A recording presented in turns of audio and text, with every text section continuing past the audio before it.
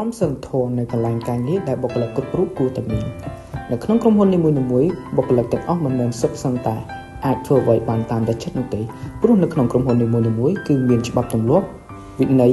និងបទបញ្ជាផ្ទៃក្នុងរបស់ក្រុមហ៊ុននោះការរៀបចំកន្លែងខ្លះសម្រាប់ការងារឲ្យមានសណ្ដាប់ធ្នាប់មានរបៀបរៀបរយក្នុងក្រុមហ៊ុន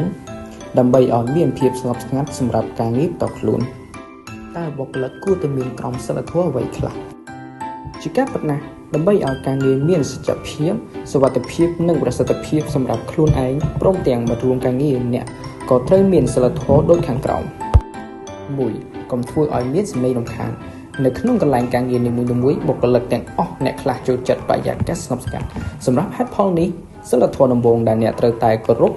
ដោយមិនគិតថាក្រុមហ៊ុនតូចឬធំនោះទេគឺត្រូវរក្សាទុកដាក់សំឡេងឲ្យបានជាប់ប្រសិនបើអ្នកធ្លាប់តែនិយាយខ្លាំងៗឬស្រែកដូចនៅផ្ទះត្រូវកែទម្លាប់នេះឡើងវិញអ្នកគួរតែពិចារណានិងយកចិត្តទុកដាក់ទៅលើការងារនិងមិត្តរួមការងារផ្សេងទៀតដែលគេចង់បានភាពស្ងប់ស្ងាត់ដើម្បីកុំឲ្យមានសំឡេងរំខានដល់ពួកគេដែលកំពុងធ្វើការ 2. រក្សាអនាម័យនៅកន្លែងធ្វើការបញ្ហាចង្អៀតនិងរញ៉េរញ៉ៃមិនត្រឹមតែជារឿងមិនល្អសម្រាប់មិត្តរួមការងារអ្នកនោះទេហើយនៅពេលដែលឃើញតុរបស់អ្នកមានសភាពរញ៉េរញ៉ៃវាអាចធ្វើឲ្យអ្នកងាយនឹង stress ផងដែរដូច្នេះព្យាយាមចាប់ផ្ដើមរៀបចំតុឲ្យស្អាតការងារកាន់តែមានផាសុកភាពប្រសិនបើតុរបស់អ្នកស្អាតអនាម័យក្នុងកន្លែងការងារគឺជាចំណុចសំខាន់សម្រាប់ការពារសុខភាពបង្កើតប្រសិទ្ធភាពការងារនិងបង្កើតបរិយាកាសការងារឲ្យមានសុវត្ថិភាពអនាម័យល្អនៅកន្លែងការងារមិនត្រឹមតែជួយការពារជំងឺនិងគ្រោះថ្នាក់នោះទេ 3. គោរពអ្នកដទៃដែលនៅជុំវិញខ្លួនសីលធម៌បន្ទាប់ដែលអ្នកត្រូវអនុវត្តនៅកន្លែងការងារប្រសិនបើអ្នកចង់និយាយផ្ទាល់ជាមួយនឹងមិត្តរួមការងាររបស់អ្នកផ្សេងទៀត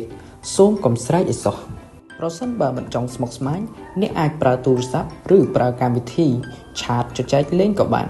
ហើយប្រាស្រ័យទាក់ទងគ្នាអាចធ្វើបានដោយគ្មានសម្លេងខ្លាំងការគោរពមនុស្សជុំវិញខ្លួនគឺជាលក្ខណៈដ៏សំខាន់មួយទាំងក្នុងជីវិតប្រចាំថ្ងៃនិងក្នុងកន្លែងការងារ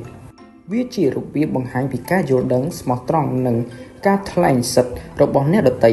ដោយគ្មានការរើសអើងឬសម្ពាធការគោរពសិទ្ធិផ្ទាល់ខ្លួនរបស់អ្នកដទៃ 4. ការប្រើប្រាស់បច្ចេកទេសដោយគោរពប្រសិនបើអ្នកកំពុងតែផ្ដោតអារម្មណ៍លើការងារណាមួយហើយភ្លាមៗនោះត្រូវបានរំខានដោយសំឡេងរោនៃទូរស័ព្ទរបស់មិត្តរួមការងារគឺវាអាចរំខានដល់ការផ្ដោតអារម្មណ៍របស់អ្នកក្រមសីលធម៌ការងារនេះពេលនៅក្នុងបរិយាកាសការងារត្រូវប្រាកដថាទូរស័ព្ទស្ថិតក្នុងរបៀបញ័រឬស្ងាត់ដូច្នេះប្រសិនបើមានការហៅចូលឬសារវាមិនអាចរំខានដល់មិត្តរួមការងារផ្សេងទៀតទេ